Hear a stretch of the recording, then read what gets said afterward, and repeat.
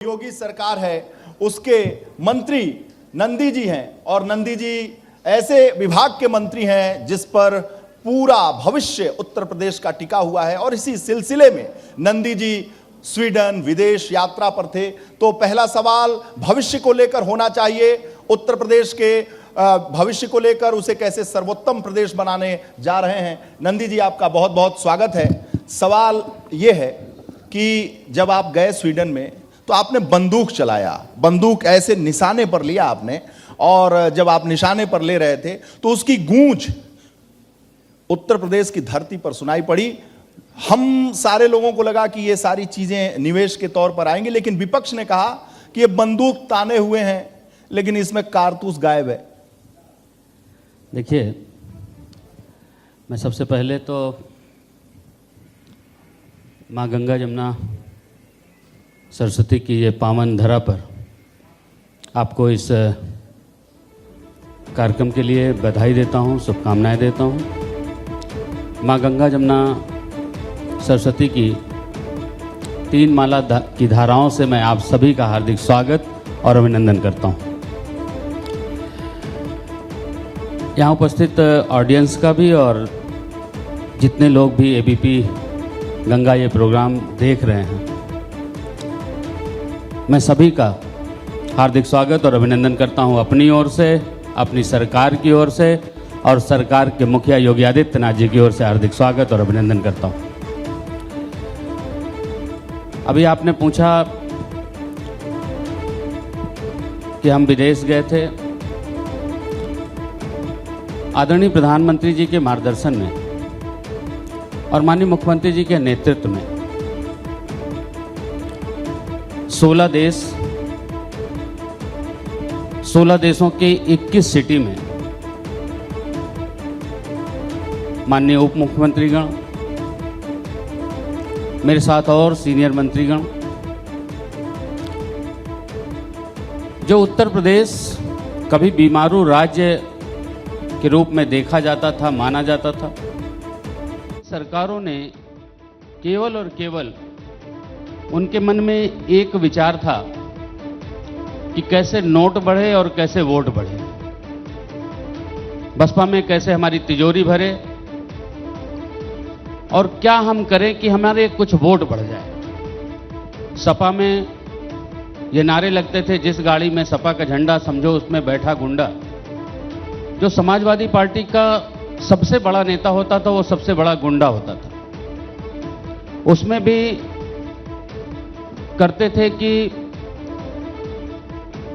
कैसे हम 1000 करोड़ की सड़क या 1000 करोड़ के विकास कार्य को 2000 करोड़ का डीपीआर बनाकर, अधिकारियों पे दबाव बनाकर, अपने किसी आदमी को देकर के, पार्टी फंड लेकर के अपनी पार्टी को मजबूत करें, अपने कुनबे को मजबूत करें, अपने परिवार को मजबूत करें। आदरणीय प्रधानमंत्री जी के मार्गदर्शन में, माननीय मुख्यमंत्री जी के नेतृत्व में 2017 से 2022 तक उत्तर प्रदेश उत्तम प्रदेश बना है, अब सर्वोत्तम प्रदेश बनने की ओर अग्रसर है। पीछे जब हमने इन्वेस्टर समिट की थी 2018 में,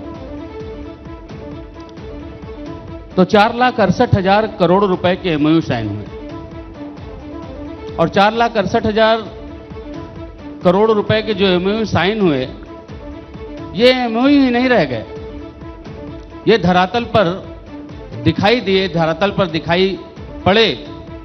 अभी आदरणीय मुख्यमंत्री जी ने उत्तर भारत का सबसे बड़ा डेटा सेंटर नोएडा में उन्होंने लोकार्पित किया।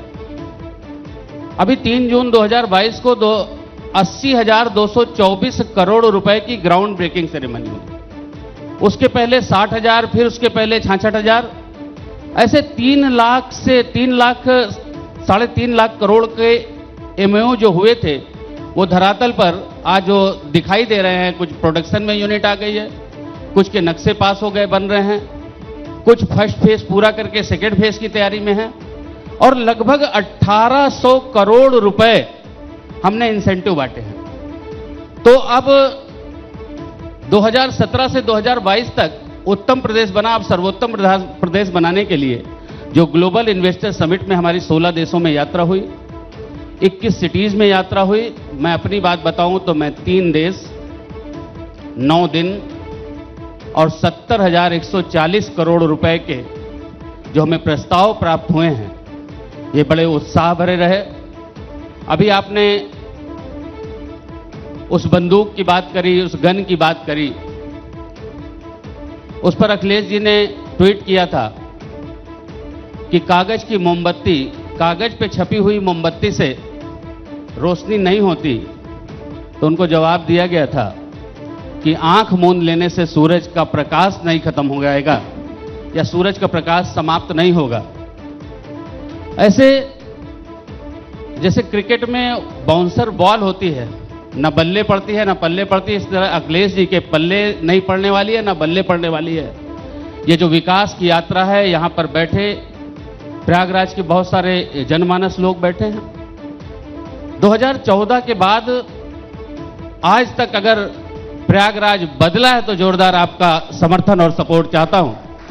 पूरा प्रयागराज, चौड़ी सड़कें, स्मार्ट मल्टी लेवल पार्किंग, ऐसे ऐसे चौराहे, इतनी चौड़ी चौड़ी सड़कें। कोई बेटी यहां से ब्याह करके 10-5 साल पहले, 15 साल पहले कहीं गई हो और वो अपने मायके आए, उसको ला करके आंख बंद करके खड़ा कर दे तो उसको लगेगा कि जयपुर में है कि दिल्ली के सीपी में है कि दिल्ली की जो बहुत अच्छी पॉश कॉलोनी है वहां है। इस तरह से प्रयागराज बदला है और प्रयागराज की महिमा को कह सकी प्रयाग प्रभाव। आपने कहा कि न बल्ले पे आती है गेंद, न पल्ले पड़ती है, तो अखिलेश जी को न पल्ले पड़ रहा है, मतलब न उनको समझ में आ रहा है, न उनकी गेंद बल्ले पे आई, न वो चुनाव जीत पाए, न सरकार बना पाए। लेकिन वो कह रहे हैं कि जो आप लोग या विपक्ष, पूरा विपक्ष कह रहा है कि जो विदेश यात्रा हुई थी 17 से लेकर अब तक आप लोग बहुत थक गए थे, तो सोचे मुख्यमंत्री जी ने कि जाएं थोड़ा सा विदेश दौरा भी कर लें और देख भी लें, घूम लें, क्योंकि कितना काम लेंगे, काम अब बस में था नहीं। ऐसा मतलब व्यंग समाज में चल रहा है, ऐसा विपक्ष भी आरोप लगा रहा है। देखिए, विपक्ष हमारे देश का बहुत सौभाग्य है, इस प्रदेश का परम सौभाग्य है। आप आंख बंद करके ऐसे विचार करिए, 2014 के पहले जो निगेटिविटी और जो निगेटिव राजनीति थी इस देश के जनमानस ने, इस प्रदेश ने तो बहुत ज्यादा 80 सीटों पर चुनाव हुआ। 2014 में लोकसभा की 80 सीटें और 80 में से 73 सीट बीजेपी को दी गई। 80 में से 73 सीट मतलब 90% से ज्यादा रिजल्ट। तो विपक्ष रहा कहां? सारे विपक्ष को समाप्त करते हुए उत्तर प्रदेश के जनमानस ने इस प्रदेश की बागडोर इस देश की बागडोर एक परम तपस्वी आदरणीय नरेंद्र मोदी जी के हाथों में सौंपने के लिए 80 में से 73 सीट दिया और पूरे देश ने झूम करके वोट दिया। हर घर मोदी और घर घर मोदी के जो नारे लगे उसको धरातल पर उतारने का काम किया। और 2014 के बाद आदरणीय प्रधानमंत्री जी ने इस देश में रहने वाले 130 करोड़ लोगों के लिए जिस तरह से काम किया, इस देश के अंतिम गांव तक विकास की रोशनी पहुंचे, अंतिम व्यक्ति तक सरकार की योजनाओं का लाभ पहुंचे, उनकी जितनी भी योजनाएं रही उसमें सबका साथ, सबका विकास, सबका विश्वास और सबका प्रयास सिर्फ नहीं है नारा, यह है उद्देश्य हमारा ये धरातल पर दिखाई दे, वो दिखाई दे रहा है। इसी का नतीजा रहा कि 2014 से 2017 तक जो प्रधानमंत्री जी ने काम किया, 2017 तक जो प्रधानमंत्री जी ने काम किया, 2014 में 80 में से 73 सीट और 2017 में जो भारतीय जनता पार्टी की सरकार बनी, तो ऐसी जो गोल हम लोग हैप्पी बर्थडे का केक काटते हैं, गोल केक होता है, ऐसे ही हमारा विधानसभा ऐसे गोल है। और उस विधानसभा में जैसे एक स्लाइस निकाले हैप्पी बर्थडे की केक की, उसी में सपा बसपा और कांग्रेस सिमट के रह गई। बाकी 325 पूरी भारतीय जनता पार्टी के पक्ष में गई। पूरी भारतीय जनता पार्टी को लोगों ने, जनमानस ने बहुमत देकर के माननीय प्रधानमंत्री जी के किए हुए कार्यों पर मोहर लगा करके प्रदेश की बागडोर भारतीय जनता पार्टी की सरकार। लेकिन चूंकि बात आपने 17 की, बात आपने 14 की 19 की भी हो गई, लेकिन हाँ हुई 19 की 2017 के बाद, लेकिन मुख्यमंत्री जी ने, लेकिन नंदी जी अब तो 24 है ना, और मैं 24 कह रहा हूं 2017 2017 के बाद 2019 आप देख लीजिए प्रचंड बहुमत, 2022 देख लीजिए, जो 2014 में चुनाव हुए, 2017 में चुनाव हुए, 2019 में चुनाव हुए। अगर हम वोट का परसेंटेज निकालते हैं, अगर हम बूथ जीतने का परसेंटेज निकालते हैं, तो 2014, 2017, 2019 से भी ज्यादा 2022 में भारतीय जनता पार्टी बूथ जीत करके उत्तर प्रदेश में सरकार बनेगी। लेकिन अब 22 हुआ, अब 24 की बारी है। 24 में जो मैनपुरी में रिजल्ट आया, उसके बाद से विपक्ष में एक तरीके से एक संवेदना और चेतना का भाव आया है और लग रहा है कि विपक्ष एकजुट होकर फिर 24 में आप लोगों को घेर लेगा। देखिए, लोग कहते थे एक बार सपा, एक बार बसपा, एक बार सपा, एक बार बसपा, लंबे समय तक कांग्रेस। लोगों को लग रहा था, और पूरे देश में आज आप प्रयागराज में इसकी चिंता कर रहे हैं। निश्चित रूप से आपकी चिंता मैं कह सकता हूं कि थोड़ा आपके मन में विचार जरूर ला रही होगी। ऐसे ही जब एक बार सपा आती थी, दूसरी बार बसपा आती थी, फिर बसपा हट गई, सपा आती थी, तो लोगों के मन में उत्तर प्रदेश के बाहर ये चर्चा थी कि भाई सपा बसपा इकट्ठे हो गए, ये तो बड़ा वो हो जाएगा, कांग्रेस भी अंदर से मिली हुई है, बड़ा गजब हो जाएगा। लेकिन हमारा करिश्माई नेतृत्व, आदरणीय प्रधानमंत्री जी जो परम तपस्वी, उनकी जो सोच है, उन्होंने जिस तरह से काम किया 2019 में, चोर चोर मौसेरे भाई सबको जनता ने नाकारते हुए 2019 में भी प्रचंड बहुमत दिया। तो निश्चित रूप से ये भले मिल जाएं, लेकिन जनता को मालूम है इस देश का विकास कैसे हो सकता है। इस देश ने जो पूरी दुनिया में अपना आभा मंडल बिखेरा है, आज पूरी दुनिया की समस्या में लोग आशा भरी निगाहों से आदरणीय प्रधानमंत्री जी की ओर देखते हैं कि इनके हस्तक्षेप से, माननीय प्रधानमंत्री जी के हस्तक्षेप से हमारी समस्या का समाधान हो सकता है। तो आज पूरी दुनिया में जो भारत विश्व गुरु बनने की ओर अग्रसर है, भारत को आशा भरी लोग निगाहों से देख रहे हैं। निश्चित रूप से जो जनमानस है, अगर आप देखेंगे तो उनके मन में आ गया है कि इस देश का कल्याण कौन कर सकता है, इस देश को प्रगति और गति कौन दे सकता है। आज हम विकास की बात करें, उत्तर प्रदेश में जब हम सरकार में आए थे 2017 में, केवल 2 एयरपोर्ट संचालित थे, एक लखनऊ और एक बनारस। मैं सिविल एविएशन मिनिस्टर था, यहां प्रयागराज का एयरपोर्ट 11 महीने में बना। 11 महीने में एयरपोर्ट बनना, 11 महीने में एयरपोर्ट बनना और बन करके संचालित होना और कुंभ में लोगों को उसका लाभ मिलना। आज मैं गर्व से दावे के साथ कहता हूं कि केवल 2 एयरपोर्ट थे, आज 9 एयरपोर्ट संचालित है। केवल 24 जगह उड़ानें थी, आज 80 से ज्यादा जगह उत्तर प्रदेश उड़ान भर रहा है। और आपको गर्व होगा इस बात का गर्व होगा कि पूरे देश में उत्तर प्रदेश देश का पहला राज्य बनने जा रहा है जहां पर 5 इंटरनेशनल एयरपोर्ट और 16 डोमेस्टिक एयरपोर्ट, 21 एयरपोर्ट वाला देश का पहला राज्य होने जा रहा है जहां पर 5 इंटरनेशनल एयरपोर्ट संचालित होंगे।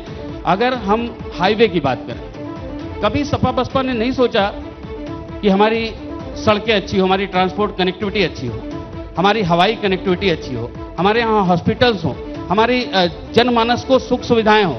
उन्होंने हमेशा अपने जेब भरने की, अपनी तिजोरी भरने का काम किया। हमारी सरकार ने, अगर हम ट्रांसपोर्ट सिस्टम की बात करें, हाईवेज की बात करें, पूरे देश में जितना एक्सप्रेसवे है उसका 37.7% अकेले उत्तर प्रदेश में है। उत्तर प्रदेश और एयरपोर्ट और जो उत्तर प्रदेश का एक्सप्रेसवे सिग्नेचर ऑफ यूपी के नाम से जाना जा रहा है। अभी हमारी वित्त मंत्री जी ने उसको सिग्नेचर ऑफ यूपी के नाम से उसको संबोधित किया। तो निश्चित रूप से आज 37.7% है। गंगा एक्सप्रेसवे बना रहे हैं हम। गंगा एक्सप्रेसवे मेरठ से आदमी 6 घंटे में आके गंगा माँ का स्नान, गंगा जी में स्नान करेगा। कुंभ जो आने वाला कुंभ है तब तक हम उसको चालू कर देंगे। जल्दी ही भारत का लगभग 50% एक्सप्रेसवे अकेले उत्तर प्रदेश में। अच्छा, बात चूंकि आपने कुंभ की और महाकुंभ आने वाला है, जैसा कि अर्ध कुंभ में जो तैयारी की गई थी और पूरे देश ने और संसार ने देखा, तो पूरे विश्व के जो दर्शनार्थी हैं वो आते हैं। महाकुंभ को लेकर क्या तैयारी है? चूंकि केवल प्रयागराज की जनता ये नहीं जानना चाहती है, बल्कि एबीपी गंगा के माध्यम से, जैसा हमारा नाम है गंगा, उसके माध्यम से पूरा संसार और देश जानना चाहता है कि आखिर महाकुंभ को लेकर नंदी जी ने क्या तैयारी की है, योगी जी ने क्या तैयारी की है। देखिए, ये पहली सरकार है जिन्होंने इस धार्मिक आयोजन को, इस धार्मिक यूनेस्को ने मान्यता दी और पिछली बार 24 करोड़ लोग यहाँ पर आए, सकुशल स्नान करके माँ का आशीर्वाद लेकर के अपने घरों को गए। पूरी सरकार ने सारी व्यवस्था सकुशल हो उसके लिए धन आने ना आए, उसके लिए मेन पावर आने ना आए। यहाँ तक कि जो भी पुलिस के व्यक्ति हैं उनको भी ट्रेनिंग दी गई व्यवहार कैसा रहना है। जिनका व्यवहार अच्छा नहीं है उनको फील्ड पे नहीं भेजा जाए। यहाँ तक पहली 2025 में कुंभ होना है। पिछली सरकारों में आपने देखा होगा सपा बसपा, उनको कुंभ से क्या लेना देना था। वो तो बस आते थे, बंदर बांट करते थे, खत्म निकल जाते थे। 2025 में जो मेला होना है उसकी तैयारी उसकी माननीय मुख्यमंत्री जी ने पहले ही बैठक ले ली और बैठक लेकर के लोगों को जो जरूरी निर्देश है दे दिए हैं और 40 करोड़ लोगों की आने की हम लोगों को उम्मीद है। उन लोगों के हिसाब से हम तैयारी कर रहे हैं। निश्चित रूप से चाहे वो जल निकासी से संबंधित हो, चाहे रोड से संबंधित हो, चाहे एयरपोर्ट की क्षमता बढ़ाने से संबंधित हो, हर चीज़ में, चाहे जो लोग आ रहे हैं उनको बहुत घूमना ना हो, उनके लिए जो लो फ्लोर वाली बस आती है वो भी लगानी है। इन सब के लिए माननीय मुख्यमंत्री जी ने दिशा निर्देश दिए हैं और हम सब लोग मिलकर के उसको पूरा करें। नंदी जी, एक सवाल अगर न पूछा जाए तो लोग जो विपक्ष के लोग होंगे या जो आपके साथ के लोग होंगे जिन्होंने राजनीति की होगी उनको अच्छा नहीं लगेगा, क्योंकि जब बात हो रही है अभी हमारी आपकी तो लगातार आप सपा बसपा सपा बसपा सपा बसपा कर रहे हैं। ठीक है, जाहिर सी बात है आप हमलावर होंगे, लेकिन सवाल ये भी उठता है कि कैबिनेट मंत्री नंदगोपाल नंदी बसपा में भी थे। जो सारी बुराइयां आप गिना रहे हैं तो उस कैबिनेट के आप भागीदार थे। तो बहन जी में ऐसी क्या बात थी जो आप वहां थे और ऐसा क्या लगा कि आपको भाजपा में आना पड़ा, ये भी जनता जानना चाहती है। देखिए, जनता जानना चाहती है और जानना ही नहीं चाहती बल्कि जानती है। मेरा राजनीति में आना कोई सोचा समझा निर्णय नहीं था। यहाँ पर गुंडे मवाली माफिया इस तरह से हावी थे कि किसी को भी दिन दहाड़े गोली मार देना। एक एमएलए की दिन दहाड़े हत्या हो गई और उस वक्त ऐसा माना जाता था और कि बहन जी लॉ एंड ऑर्डर के मामले में कभी समझौता नहीं करती। और उस समय नारा था कि चढ़ गुंडों की छाती पे और बटन दबाओ हाथी पे। मेरे मन में आया कि ये गुंडे और माफिया चुनाव लड़ रहे हैं, एमएलए बन रहे हैं और वही गुंडे माफिया एक दूसरे एमएलए की हत्या कर दे रहे हैं। तो मेरा राजनीति में आना कोई सोचा समझा नहीं था, ये कोई प्लान नहीं था। एक उबाल था जो इंडस्ट्रियल एरिया में गुंडे माफिया इंडस्ट्रीज को त्रस्त करते थे, वैश्य समाज के लोगों को व्यापारियों से गुंडा टैक्स वसूलते थे, उनसे उनके साथ उनकी आवाज़ को बुलंद करना, उनको जो परेशान कर रहा है उसकी लड़ाई को लड़ना, ये मेरा एक निर्णय था। और मैं राजनीति में आया और मैं प्रयागराज के सभी जनमानस को, एक एक मतदाताओं को 100 बार शुक्रिया करता हूं कि उन्होंने मुझे मेरे ऊपर भरोसा करके सभी की जमानत जब्त करा के मुझे जिताने का काम किया। और फिर उसके बाद क्या हुआ कि नारे लगने लगे, यूपी हुई हमारी है, अब दिल्ली की बारी है। तो बहन जी ने अतीक अहमद को भी अपने पास मिला लिया, बहन जी ने मुख्तार अंसारी को भी मिला लिया और नारे लगे कि गुंडे चढ़ गए हाथी पे और गोली पड़ेगी छाती पे। तो मैं भारतीय जनता पार्टी में आया और भारतीय जनता पार्टी के शीर्ष नेतृत्व का बहुत बहुत आभार प्रकट करता हूं, बहुत धन्यवाद करता हूं कि जिन्होंने मुझे पिछली बार भी institutional finance, stamp court fee और सिविल एविएशन का मिनिस्टर बनाया और इस बार भी मुझे तो मैं एक सवाल बड़ी जिम्मेदारी दी। तो आपको लगता है कि जो कानून व्यवस्था को लेकर आकर्षित होकर आप मायावती जी के पास गए थे, एक परसेप्शन है कि मायावती कानून व्यवस्था बेहतर करती हैं, बहुत अच्छा कानून व्यवस्था उनके समय में रहा है। आप दोनों कानून व्यवस्था की बात करते हैं तो किस रूप में, दर्शकों में जो कंफ्यूजन है उसे जरा दूर कर दीजिए। देखिए, एकदम क्लियर है और प्रयागराज का तो बच्चा बच्चा जानता है। हम लोग उस पृष्ठभूमि से आते हैं। हम रोज सुबह नहाने धोने के बाद जब भगवान की पूजा करते हैं मंदिर में, भगवान को इलायची दाना, मिश्री, भैया इलायची दाना, मिश्री या प्रसाद के रूप में गरी, चीनी कुछ भी चढ़ाते हैं, और चढ़ाने के बाद, जल चढ़ाने के बाद अगर वहां चींटी लग गई, चींटी गलती से दब गई तो 1 घंटा मन डिस्टर्ब रहता है, भगवान कैसे गलती हो गई। हमने किसी की हत्या तो नहीं की थी, हमने किसी को मारा तो नहीं था, हमने किसी को लूटा नहीं था, हमने केवल इंडस्ट्रियल एरिया में रहने वाले गुंडों को, अपराधियों को कानून के द्वारा सजा दिलाई थी। उन गुंडे अपराधी, जो गुंडे और अपराधी इंडस्ट्रियल एरिया में कहते थे हमारा लेबर रख लो, हमारा मैनेजर रख लो, और इंडस्ट्रीज को परेशान करते थे, उन इंडस्ट्रीज को लगा और उन लोगों ने मेरे ऊपर आरडीएक्स रिमोट बम से हमला कर दिया। मैं मिनिस्टर था, मिनिस्टर रहते हुए, बीएसपी सरकार में मिनिस्टर रहते हुए मैंने पूरी सरकार को चुनौती दी गई। मिनिस्टर रहते हुए मैं घर से, मेरे घर के सामने शिव जी का मंदिर है, मैं जल चढ़ाने के लिए निकला और मुझे रिमोट बम से उड़ा दिया गया। ये मेरे पूरे दोनों हाथ, पेट, गला, मैं 7 दिन कोमा में रहा, 7 महीने 7 दिन मेरा इलाज चला। 8 हफ्ते मेरी छोटी आंत इधर और बड़ी आंत इधर मेडिकेटेड बैग में रही। तो ये इस बात से आप अंदाजा लगा सकते हैं कि मैं मिनिस्टर, और मिनिस्टर रहते बम से उड़ा दिया, तो निश्चित रूप से पूरी सरकार को चुनौती दिया, और पूरी सरकार को चुनौती देने के बाद भी अगर इस बात को कहते हुए काफी भावुक हो गए आप, आपकी आंखों में पानी में देख। क्या बोलेंगे आप? सोचिए उस पत्नी पे क्या बीतेगी। CCM critical care medicine department है पीजीआई में, जहां उस समय 5 या 7 बेड थी, और 7 बेड में 2 बेड खाली हुई, डेथ हो गई, फिर 2 ले आए भरे, 2 ले आए, वहां एडमिट हुए, फिर 3 की डेथ हो गई, फिर 3 ले आए। हर घंटे कोई आ रहा है, जा रहा है। क्या बीतेगी उस पत्नी पर जिसके 2 बच्चे, और बच्चे प्रयागराज से, इलाहाबाद नाम था उस समय, इलाहाबाद से वापस आ रहे थे लखनऊ की तरफ। तो ये हुआ कि गाड़ी उड़ा देंगे। प्रमुख सचिव गृह थे उस समय, उनसे बात हुई तो उन्होंने कहा थाने में गाड़ी खड़ी कर दो, जो भी थाना दिख रहा है सामने उसी थाने में खड़ी कर दो। इस तरह से गुंडागर्दी चरम पर थी। लेकिन कहते हैं जाको राखे साइयां मार सके ना कोई। मैं प्रयागराज के वो विजय प्रताप, एक हम लोग का बहुत इंडियन एक्सप्रेस का सीनियर पत्रकार था, उसकी डेथ हो गई। एक गनर था राकेश मालवी प्राइवेट, उसकी डेथ हो गई। इतना बड़ा बम ब्लास्ट। तो निश्चित रूप से लोगों की दुआओं का असर है। जब दवाओं ने असर करना बंद कर दिया, सबसे ज्यादा चोट मुझे लगी, मुझसे कम जिनको चोट लगी थी वो बेचारे आज हमारे बीच नहीं रहे। तो वो बात अगर आएगी तो वह मन तो भावुक हो ही जाएगा।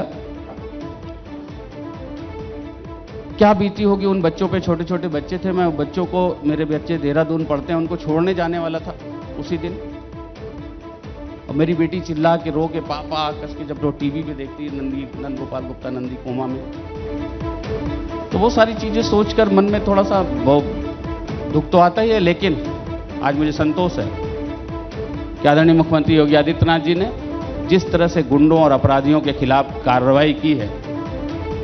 जो पहले भय व्याप्त रहता था, तमाम बंदूकें, राइफल लेकर के काफिला से चलते थे लोग, और आम जनमानस पर भय व्याप्त था, आज वो गुंडे और माफिया जेल की सलाखों के पीछे अपने किए गए गुनाहों की सजा भुगत रहे हैं। और घूस जाला बिलिया में सांप बिछी गोजर, चलेला जब चांप के बाबा का बुलडोजर।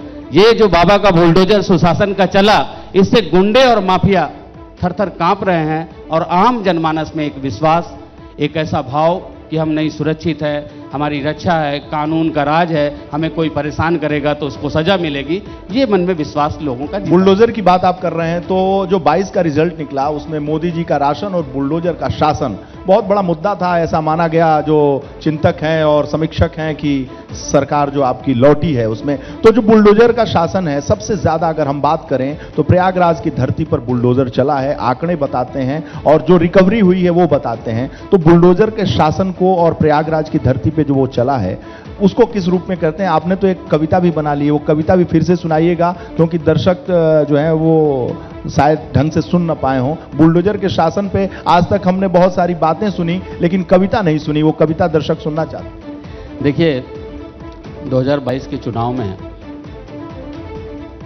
गली गली और पूरे उत्तर प्रदेश में, प्रयागराज तो खास तौर पे, दो ही चीज़ें चल रही थी। अगर कोई बारात निकल रही थी, फरवरी मार्च में चुनाव था, जनवरी में, जो राम को लाए हैं हम उनको लाएंगे, यूपी में हम फिर से भगवा लहराएंगे, ये गाने बजे तो गाने पे थिरकने लगे, चाहे किसी का रिसेप्शन रहा हो, चाहे घर में वो क्या बोलते हैं मठमंगरा और सिलमायन हो, तो वहाँ पर वो ढोल ताशे पे ही लेडीज़ लोग डांस कर रही थी। तो मन में था जो 500 सालों से पूरे सनातन धर्म को मानने वाले पूरे विश्व में जो लोग हैं, जिनकी आस्था का केंद्र है अयोध्या, उनके मन में ये था कब ये दिन आएगा। तो जब वो दिन आया कि जो राम को लाए हैं हम उनको लाएंगे, और 2024 में हम सब दर्शन करने के लिए जाएंगे, वो भव्य राम मंदिर का बहुत तेजी से निर्माण कार्य चल रहा है। दूसरी जो एक बात थी कि घूस जाला बिलिया में सांप बिछी गोजर, चलेला जब चांप के बाबा के बुलडोजर, जे जैसे माने होके बाबा मनावे, वही के भाषा में होकर समझावे। तो जो जैसे मानेगा उसको वैसे समझाएंगे। ये कानून के शासन का प्रतीक बना बुलडोजर। और पूरे प्रदेश में जो राम को लाए हैं हम उनको लाएंगे, यूपी में फिर से हम भगवा लहराएंगे, घूस जाला बिलिया में सांप बिछी गोजर, चलेला जब चांप के बाबा का बुलडोजर। ये दो गाने मन में एकदम उत्साह, एक जोश पैदा करते, और निश्चित रूप से वो जोश वोटरों के मन में था। तभी मैंने कहा 2014, 2017, 2019 और 2022 में देखेंगे तो पूरा 2014 के बाद से आज तक जो जीतने का रिकॉर्ड है वो सबसे ज्यादा 2022 में रहा। देखिए राजनीति घूस जाला बिलिया में है?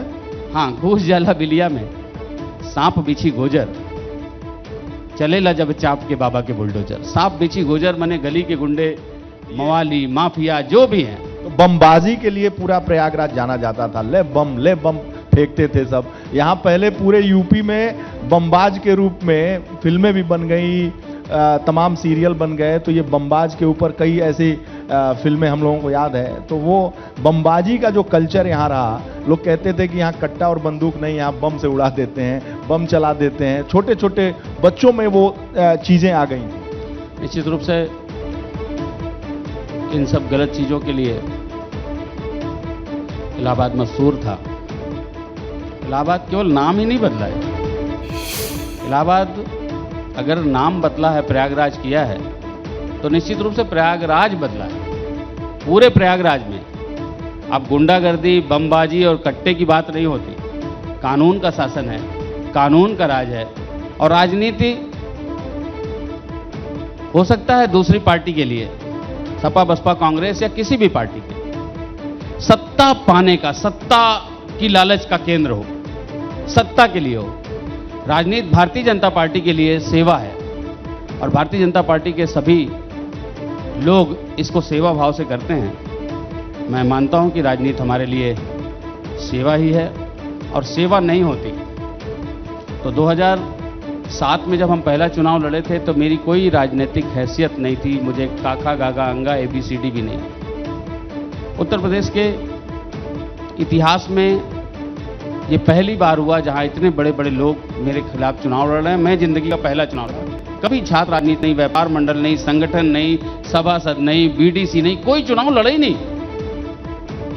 मैं पहला चुनाव लड़ा, और प्रयागराज के लोगों ने मुझे 34,846 मत देकर के सबकी जमानत जब्त करके चुनाव जीता।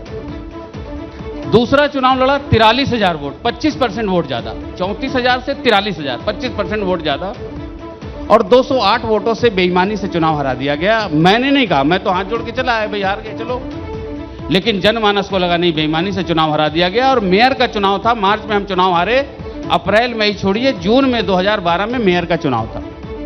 और मेयर के चुनाव में महिला की सीट थी, अभिलाषा जी को मैंने, वो भी जिंदगी में कोई चुनाव नहीं लड़ी, हाउसवाइफ, बच्चों को संभालना, घर को संभालना, कभी भी पब्लिक प्लेटफॉर्म पे रही, वो हाउसवाइफ थी। मैंने उनको चुनाव लड़ाया, और चुनाव चिन्ह था सुराही, चुनाव चिन्ह सुराही था। निर्दल प्रत्याशी के रूप में 80 में से 80 वार्ड जिता करके जो प्रतिद्वंदी थे उसकी भी जमानत 70,000 वोट से जीते, जो सेकंड पे था। तो 80 में से 80 वार्ड जिता करके निर्दल प्रत्याशी के रूप में 20-25 दिन में अपना चुनाव चिन्ह लोगों तक पहुंचा देना मैंने नहीं किया। ये जनमानस, उत्तर प्रयागराज के जनमानस में गांव गांव, गली गली जो मोहल्ले थे, उन सब ने ये माना कि नहीं, हमारी बेटी, हमारी बहू, हमारे बच्चे, इनके साथ अन्याय हुआ है और न्याय जनता ने कर दिया, तो मुझे लाखों वोट दे करके मेयर बना दिया। तो अभिलाषा जी का जो करिश्माई व्यक्तित्व है ये काम आया ना। और रही बात, अभिलाषा जी को बहुत कहा जाता है बहुत सबमिसिव हैं, सबसे मिलती जुलती हैं, लेकिन जब उनका जो इस तरह का व्यवहार है, आपसे कब मिली वो? लोग कहते हैं कि आप ठेला लगाते थे वहां मिल गई। ये क्या है? क्योंकि दर्शक जो आपका लोग कहते हैं कि लव गुरु भी हैं आप, तो लोग जानना चाहते हैं, जरा बताइए। देखिए, मैं बहुत अच्छी बात आपने छेड़ी दी तो मैं चर्चा कर ही लूं। देखिए, जब हम 2012 में चुनाव में आए, किसी भी चीज का जब बॉर्डर होता है, जहां से दूसरा बॉर्डर शुरू होता है, तो नगर निगम के जब बॉर्डर में हम गांव की तरफ गए, तो गांव की गरीब महिलाएं जो घूंघट काढ़ के, छोटे छोटे बच्चे, जो हमारे साथ कार्यकर्ता थे, वो नंदी भैया जिंदाबाद, अभिलाषा गुप्ता जिंदाबाद लगा रहे थे, तो जो गांव की औरतें घूंघट से थी, जो छोटे छोटे बच्चों के, नंदी की औरत है, नंदी की औरत। हम करेली साइड गए मुस्लिम बस्ती में, अटाला गए मुस्लिम बस्ती में, गढ़ी सराय, यहां जहां जहां गए मुस्लिम बस्ती में, तो उन्होंने कहा नंदी की बीवी है, नंदी की बीवी। मुस्लिम बहनें, नकाबपोश बहनें, छोटे छोटे बच्चे, नंदी की बीवी है, नंदी की बीवी। सिविल लाइन साइड आए तो नंदी की वाइफ है, नंदी की वाइफ। और मैं आज गर्व के साथ कहता हूं कि अभिलाषा जी को जो प्रयागराज ने 80 में से 80 वार्ड जिताया निर्दल प्रत्याशी के रूप में, उन्होंने काम करके ये सिद्ध किया। आज बोलते हैं अभिलाषा गुप्ता नंदी जी है, मेयर है प्रयागराज की, मेयर है प्रयागराज की, ये अभिलाषा। और आपने खुद ही अभी कहा कि अभिलाषा जी आपसे ज़्यादा काम करती है, आपसे ज़्यादा उनका व्यवहार है, आपसे ज़्यादा अच्छा करती हैं। तो निश्चित रूप से जब कोई भी ऐसा, चाहे वो बाप हो, अपने बेटे के बारे में सुनता है, कोई पति अपनी पत्नी के बारे में सुनता है कि वो अच्छा काम करे, तो उसको प्राउड होता है, उसको अच्छा लगता है। तो मुझे इस बात का गर्व है कि उन्होंने सेवा करके, सेवा के माध्यम से पिछली बार 2012 से 17 तक उन्होंने जो काम किया, उनकी अपनी पहचान बनी। और 2017 में जब टिकट मिला, 29.73% वोट पड़ा, मात्र 29.73% वोट पड़ा, और 70,000, लगभग 70,000 वोट से पुनः चुनाव जीत करके, जो एक कलंक था कि भाई आज तक कोई दोबारा मेयर नहीं बना, तो उन्होंने रिकॉर्ड बनाने का काम किया, दोबारा मेयर बन गई। तो 29.73% में 70,000 वोट से जीत करके वो दोबारा मेयर बनी। ये जन जन की आशा, मेयर अभिलाषा, इस तरह के नारे लगने लगे। बहुत बहुत धन्यवाद आपका नंदी जी। आपने अभिलाषा जी के बारे में, विकास के बारे में, उत्तम से सर्वोत्तम के बारे में, सभी विषयों पर, महाकुंभ के बारे में अपनी बातों को रखा। एबीपी गंगा के इस महापंचायत में एक बार फिर आपका आभार, आप आए, बहुत बहुत धन्यवाद। मैं एक बार फिर से एबीपी गंगा का बहुत बहुत धन्यवाद करता हूं, प्रयागराज के जनमानस का बहुत बहुत धन्यवाद करता हूं, उत्तर प्रदेश के जनमानस का बहुत बहुत धन्यवाद करता हूं, और इस देश के यशस्वी परम तपस्वी प्रधानमंत्री आदरणीय नरेंद्र मोदी जी के मार्गदर्शन में उत्तर प्रदेश उत्तम प्रदेश बना, अब सर्वोत्तम प्रदेश बनने की ओर अग्रसर है। जहां हम आध्यात्मिक विकास की बात करें, चाहे अयोध्या, चाहे काशी, चाहे मथुरा, चाहे विंध्याचल कॉरिडोर, तो दूसरी ओर हम आर्थिक विकास और औद्योगिक विकास की भी बात करें। उत्तर प्रदेश की अर्थव्यवस्था $1 ट्रिलियन की इकोनॉमी बने, इसके लिए लगातार हम काम कर रहे हैं। उसी के लिए अभी 16 देशों में 21 शहर में हमारे रोड शो भी हुए। अगर दिल्ली राजनीतिक राजधानी है, मुंबई आर्थिक राजधानी है, तो प्रयागराज आध्यात्मिक राजधानी है। इस आध्यात्मिक नगरी में एबीपी गंगा, आपका जो ये नाम है चैनल का एबीपी गंगा, इस गंगा जमुना किसी सरस्वती की धरती पर मैं पुनः आपका बहुत बहुत स्वागत करता हूं, बहुत बहुत अभिनंदन करता हूं, आपका धन्यवाद करता हूं।